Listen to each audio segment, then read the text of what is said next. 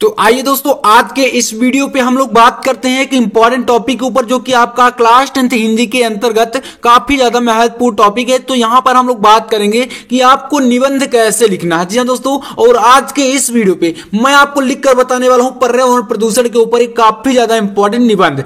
तो चलिए मैं आपको एक एक स्टेप करके बताऊंगा कि आपको प्रदूषण की समस्या एवं समाधान करके जो क्वेश्चन आता है, मतलब देखिए आपके बोर्ड एग्जाम में ऐसे ही क्वेश्चन आएगा। पहली बात तो ये है, तो जैसे आपका वहां पर पर्यावरण से संबंधित कोई भी आपको वर्ड मिल जाता है, यानी कि जो आपके निबंध के टॉपिक दिए रहते हैं, जिसमें से आपके 4 से 5 टॉपिक जो भी रहते हैं, उन पर आपको किसी एक टॉपिक पर पहली बात तो निबंध लिखना होता है ना। तो वहां पर आपको इनमें से संबंधित कोई भी टॉपिक अगर मिल जाता है, जैसे प्रदूषण संबंधित, तो आपको सिर्फ यही निबंध लिख देना है।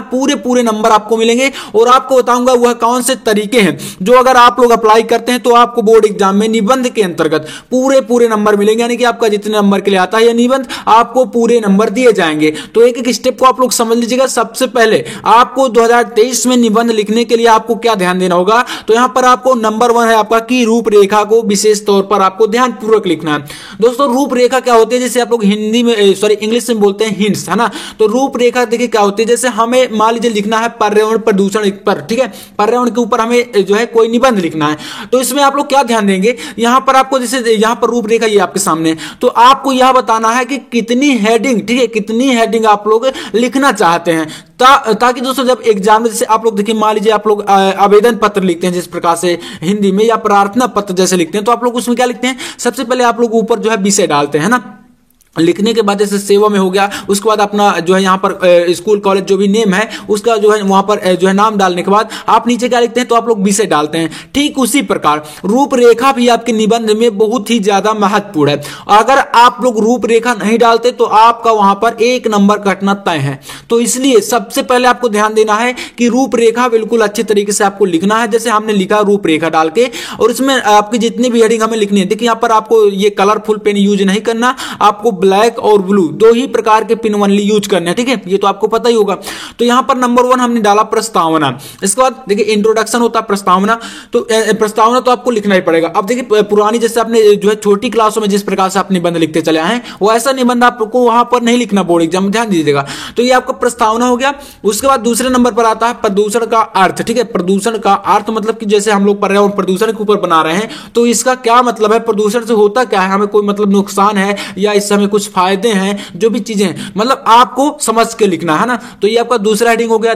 तीसरे नंबर पर आपको लिखना है प्रदूषण के प्रकार, जैसे यहां पर कई प्रकार के प्रदूषण है, जल प्रदूषण, वायु प्रदूषण, ध्वनि प्रदूषण, जो भी है, ठीक है, रासायनिक प्रदूषण, सारी चीजें आपको यहां पर प्रदूषण के प्रकार के अंतर्गत आपको एक्सप्लेन करनी है, ठीक है। अभी मैं आपको बताऊंगा कैसे करना है, सारी चीजें मैं आपको यहां पर लिख कर बताऊंगा, ठीक है। इसके बाद चौथे नंबर पर आता है प्रदूषण रोकने के उपाय, क्योंकि यहां पर हमारा क्वेश्चन में आएगा कि प्रदूषण की समस्या एवं इसके समाधान। तो हमें इसकी समस्या कैसे वह भी बताना है, और इससे समाधान का मतलब इसको कैसे दूर किया जा सकता है वह भी हमें बताना है, ठीक है। तो यह होगा। और 5वें नंबर पर आपको लिखना है उपसंहार, यानी कि जिसे आप लोग इंग्लिश में लिखते हैं तो कंक्लूजन बोलते हैं, तो यहां पर आपका उपसंहार हो जाएगा। मतलब दोस्तों ये हेडिंग आपको शुरुआत में ही डाल देना, ताकि जब एग्जामिनर आपकी कॉपी को देखेंगे तो उन्हें यह पता चलेगा कि हाँ बच्चे ने कितने हेडिंग बताई हैं यहां पर और कितने हेडिंग में उसने लिखा है, ठीक है। तो ये चीजें आपको शुरुआत में रूपरेखा ध्यान देना है। इसके बाद देखिए यहां पर पहला आपको कंप्लीट हो जाता है। दूसरे नंबर पर आता है आपका प्रत्येक लाइन को अर्थपूर्ण ढंग से लिखें।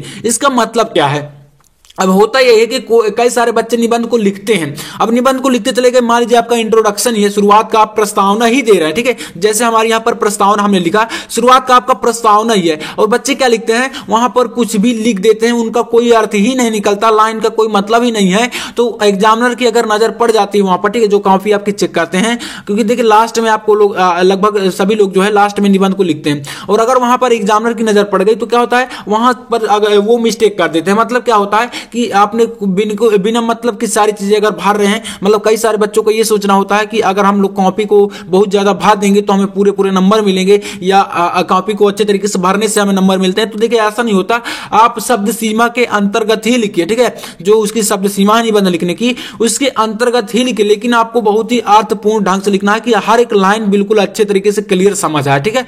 तो ये आपका दो चीजें आपको बिल्कुल ध्यानपूर्वक लिखनी है। हेडिंग आपको प्रत्येक लाइन मतलब जो भी चीजें बता रहे हैं उसको हेडिंग बाय हेडिंग बताना है, ठीक है। तो ये आपका निबंध लिखने का तरीका होता है 10th में। बाकी मैं आपको यहाँ पर बताता हूँ कि प्रस्तावना आपको कैसे देना है। जितनी भी हेडिंग यहाँ पर हमने लिखी है सारी हेडिंग को आपको मैं लिख कर बताऊंगा अभी, ठीक है।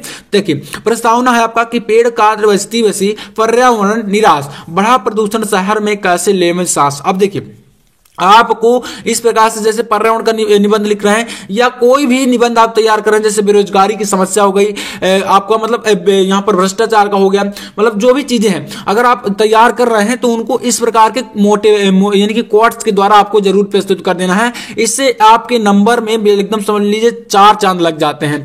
तो यहाँ पर पेड़ काट बस्ती बसी पर्यावरण निराश, बड़ा प्रदूषण शहर में कैसे ले सांस, इस लाइन को हमने जैसे यहाँ पर लिख दिया और एग्जाम में जैसे ही पढ़ेंगे तो आप समझ लीजिए वहीं से बिल्कुल आपको नंबर मिल एकदम समझ लीजिए। तो यहां पर इस प्रकार की चीजें आपको बता देना, क्योंकि ये चीजें हर एक व्यक्ति नहीं बता सकता, हर बच्चे यहां पर इस प्रकार की लाइन नहीं बता सकते। कुछ बच्चे ही होते हैं जो ऐसी चीजें वहां पर बता पाते हैं, तो एग्जामिनर को लगता है कि नहीं इसमें कुछ मतलब खास है, ठीक है, तो इसलिए वो आपको ज्यादा नंबर देंगे।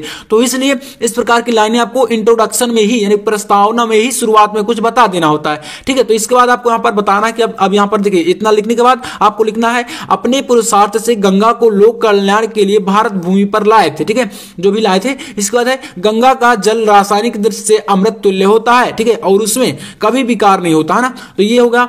और यहां पर है बल्कि औषधीय गुणों के कारण कई लोगों के लिए रामबाण है। अब देखिए यहां पर हमने कितना लिखा, ज्यादा हमने भरा तो नहीं, बिल्कुल सीमित शब्दों में है ना। ज्यादा अब जो लोग कहते हैं कि यार कॉपी को भरने से नंबर मिलते हैं, बिल्कुल नहीं मिलते, ठीक है। कॉपी को आप भरने के चक्कर में बिल्कुल मत रहिए। आप निबंध लिखिए 2 ही पेज लिखिए, ऐसा नहीं है 2 ही पेज लिखिए, लेकिन उनको बिल्कुल अर्थपूर्ण ढंग से बेहतरीन तरीके से अच्छी राइटिंग में और अच्छी हेडिंग और सब मतलब बिल्कुल बेहतरीन तरीके से लिखना है, तभी आपको नंबर मिलेंगे, ठीक है। तो ये आपका इंट्रोडक्शन यानी कि प्रस्तावना होती है, इतना ही आप लिख देंगे पूरा नंबर मिलेगा आपको। मैं ये नहीं कहता कि जो मैंने लिखा है आप वही लिखिए, आप अपने हिसाब से कुछ तैयार करिए और बिल्कुल अलग करके, ठीक है, दूसरों से बिल्कुल अलग करके लिखना है ना, तो ये आपका अच्छा नंबर दिलाता है। तो इंट्रोडक्शन हो गया। अब इसके बाद करते हैं दूसरा हमारा क्या था, तो प्रदूषण का अर्थ। दूसरा नंबर जितनी रूपरेखा आपको यहां पर बतानी है उन्हीं हेडिंग को आपको नीचे एक्सप्लेन करना है ना, इसलिए मैंने यहां पर बताया कि इस प्रकार से आपको लिखना है। तो नंबर 2 देखिए प्रदूषण का अर्थ क्या होता है जीवन के लिए। देखिए हमने लिखा कि जीवन के लिए संतुलित वातावरण अत्यंत आवश्यक है। वातावरण के इन घटकों को हानिकारक घटकों का प्रवेश ही वातावरण को दूषित करता है। जैसे यहां पर बात करें कि हमारा जीवन है, ठीक है, हमें अगर जो है अच्छा वातावरण मिलेगा, अच्छी ऑक्सीजन मिलेगी, हर चीजें जो है शुद्ध मिलेंगी तो हमारे लिए अच्छा है। लेकिन यहीं पर अगर इन घटकों को जैसे वायु को अगर दूषित कर दिया जाए, जल अगर गंदा हो जाए तो क्या होता है, इससे हमें हानि पहुंचती है। तो मतलब हानिकारक घटकों का जब इनमें प्रवेश हो जाता है तो इससे क्या होता है, वातावरण दूषित हो जाता है, जो सभी प्राणियों के लिए हानिकारक होता है।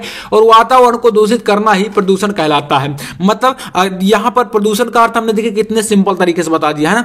यहां पर मतलब अगर हमारे वातावरण में जो भी चीजें हैं अगर उनमें वो मतलब एक प्रकार से दूषित होंगी, अगर उनमें कोई विकार उत्पन्न होगा तो वही क्या हो जाएगा, वही आपका होता है प्रदूषण। तो मतलब आप समझ गए ना कि प्रदूषण का अर्थ हमने यहाँ पर हेडिंग डाला और इसी प्रकार से ब्लैक पेन से आपको डालना है ना। तो इस प्रकार से सिंपल से आपको लिख देना, क्योंकि काफी भी बोर्ड एग्जाम इसी प्रकार से आपकी होने वाली है, ठीक है। तो इस प्रकार से आपको ये बता देना। इसके बाद तीसरा क्या आता है, तो तीसरे नंबर पर आपका आता है प्रदूषण के प्रकार। तो प्रदूषण के प्रकार में देखिए आपको क्या लिखना है, यहां पर लिखेंगे कि प्रदूषण निम्न प्रकार के होते हैं। अब आपको ये नहीं वहां पर लिखना कि प्रदूषण 4 प्रकार का होता है, 5 प्रकार का होता है, 2 प्रकार का होता है, ये आप बिल्कुल मत लिखिए, है ना। आपको सिर्फ लिख देना कि प्रदूषण निम्न प्रकार के होते हैं और उसके नीचे आपको सिर्फ उतनी ही लाइन बतानी है। अब यहां पर जैसे मैं बता दिया कि आपका 4, ठीक है, जल प्रदूषण, वायु प्रदूषण, ध्वनि प्रदूषण और मृदा प्रदूषण, ठीक है। लेकिन आपको ऐसा करना है, आप जितना एक्सप्लेन करना चाहते हैं उतनी ही लाइन आपको बतानी। जैसे आप लोग जल प्रदूषण और वायु प्रदूषण और ध्वनि प्रदूषण इनके बारे में एक्सप्लेन करना चाहते हैं तो आप 3 ही हेडिंग बताइए, बस आपको पूरे नंबर मिलेंगे, कोई प्रॉब्लम नहीं होगी। तो यहां पर जैसे हमने चाल बताया है तो इसमें आप कैसे कर सकते हैं। अब इसमें आप लोग नंबर 1 डालकर जल प्रदूषण के बारे में एक्सप्लेन कर सकते हैं। जैसे जल प्रदूषण क्या होता है, यह कैसे उत्पन्न होता है, नदियों का जल जो है मतलब किस प्रकार से दूषित हो जाता है, इसे मतलब ये सारी चीजें आप समझ सकते हैं ना। तो इनको आपको अपनी लैंग्वेज बनाकर लिखना है। तो ये आपका वायु प्रदूषण हो गया। ध्वनि प्रदूषण आप सभी जानते हैं, जैसे कि वाहनों के मतलब एक प्रकार से हॉर्न से, कई सारे जो है लाउड स्पीकर बजाने से, ये सारी चीजों से हमें जो है हानि होती है। तो ये आपका आता है जो ध्वनि प्रदूषण के अंतर्गत। इसी प्रकार से मृदा प्रदूषण की बात करें, जैसे कि रासायनिक खाद का उपयोग करते हैं हम लोग, और भी कई सारी चीजें हैं जिनसे क्या होता है ये उत्पन्न हो जाते हैं। तो प्रदूषण के प्रकार में आपको इस प्रकार से लिखना और एक एक करके उनका एक्सप्लेन कर देना है। तो ये आपका तीसरा हेडिंग हो गया। अब चलिए हम लोग देखते हैं चौथी आपकी हेडिंग, जो कि आपका चौथा भी काफी महत्वपूर्ण है। तो देखिए हमें प्रदूषण की समस्या के साथ साथ उसके समाधान के उपाय भी बताने थे, है ना। तो अब हम लोग यहाँ पर बताएंगे कि प्रदूषण को रोकने के क्या उपाय है, कैसे इसको रोका जा सकता है। क्योंकि प्रदूषण से संबंधित अगर आप देखिए निबंध आपको किसी भी टॉपिक पर लिखना है, जैसे आप लोग मान लीजिए बेरोजगारी पर लिख रहे हैं या भ्रष्टाचार पर लिख रहे हैं, तो वहां पर यह भी आएगा कि भ्रष्टाचार को जैसे भ्रष्टाचार है क्या, कैसे बढ़ रहा है और इसको कैसे रोका जा सकता है। तो निबंध आपको इसी प्रकार से ध्यान देना है, आपको रोकने के उपाय जरूर तैयार करना।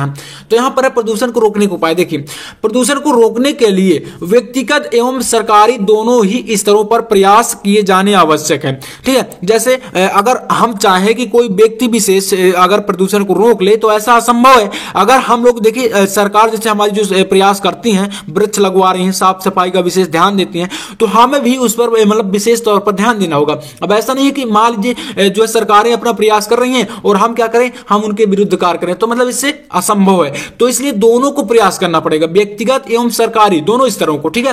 तो प्रयास किए जाने आवश्यक है प्रदूषण के निवारण हेतु, नियंत्रण के लिए, ठीक है। भारत सरकार ने कई महत्वपूर्ण कदम उठाए हैं, जैसे कि कचरे के निस्तारण के लिए आप लोग देखते हैं कई प्रकार की गाड़ियां आती हैं, ठीक है। वाहनों के धुओं को जब धुआं निकलता है तो उसके लिए क्या करता है, कई सारे जो है उसके लिए मतलब जो है टैक्स लगाए जाते हैं और भी मतलब क्या होता है, उनको एक प्रकार से सही निस्तारण किया जाता है उनका, है ना। मतलब आप देख सकते हैं इस समय जो है क्या होता है, कई प्रकार की जो है गैसों से चलने वाली गाड़ी आ गई, इलेक्ट्रिक जो है मोटर जो भी चीजें हैं, मतलब कि वहां पर डीजल या पेट्रोल के उपयोग को कम किया जा रहा है ना। तो इस प्रकार से मतलब एक प्रकार से क्या है, इसको रोकने के उपाय है प्रदूषण को।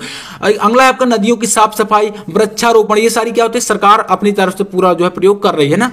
ये आपका हो गया इसका रोकने के उपाय। अब आपको क्या करना है, लास्ट में इसका लिख देना है उपसंहार, यानी कि आपको इस हेडिंग को बताना ही पड़ेगा। अगर आप सारा निबंध लिख देते हैं और इस लाइन को ये वाला आपको हेडिंग नहीं बता रहे हैं आप लोग, तो इसमें आपको बिल्कुल नंबर नहीं मिलेंगे, अच्छे तरीके से आपके नंबर कटने वाले हैं। तो ये आपको विशेष तौर पर ध्यान देना है, ये हेडिंग उपसंहार वाली हेडिंग आपको बताना ही बताना है ना। चलिए इसको कैसे लिखेंगे, तो सरकार प्रदूषण की रोकथाम के लिए पर्याप्त सजग है, ठीक है। पर्यावरण के प्रति जागरूकता से ही हम और अधिक अच्छा एवं स्वस्थ जीवन जी सकेंगे और आने वाली पीढ़ी को प्रदूषण के अभिशाप से मुक्त करा सकेंगे।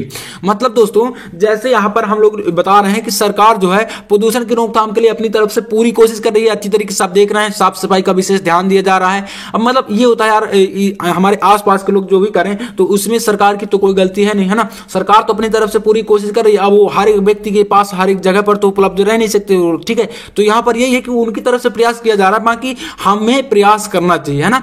तो यह हो गया। इसके बाद पर्यावरण के प्रति जागरूकता से ही हम और अधिक, देखिए जितना अधिक हमारा पर्यावरण स्वस्थ रहेगा उतने ही अधिक स्वस्थ हम लोग रहेंगे, ठीक है। तो ये आपका हो गया जीवन जो है जी सकेंगे और आने वाली पीढ़ी मतलब आने वाली जो भी पीढ़ियां हैं उनको भी प्रदूषण के अभिशाप से मुक्त करा सकेंगे। ये आपका हो गया इसमें उपसंहार, ठीक है। तो इस प्रकार से आपको पर्यावरण के ऊपर बिल्कुल निबंध एकदम अच्छे तरीके से लिखना है और जितनी हेडिंग बताया हूं इतने हेडिंग अगर आप लोग लिखते हैं तो आपको पूरे नंबर मिलेंगे, एक भी नंबर आपका कटने वाला नहीं है। तो चलिए उम्मीद करूंगा कि आपको वीडियो पसंद आया होगा। वीडियो अच्छा लगे तो लाइक कर देना और चैनल पर ना सब्सक्राइब भी कर लेना। मैं आपसे मिलता हूं नेक्स्ट वीडियो में, तब तक के लिए जय हिंद, वंदे मातरम।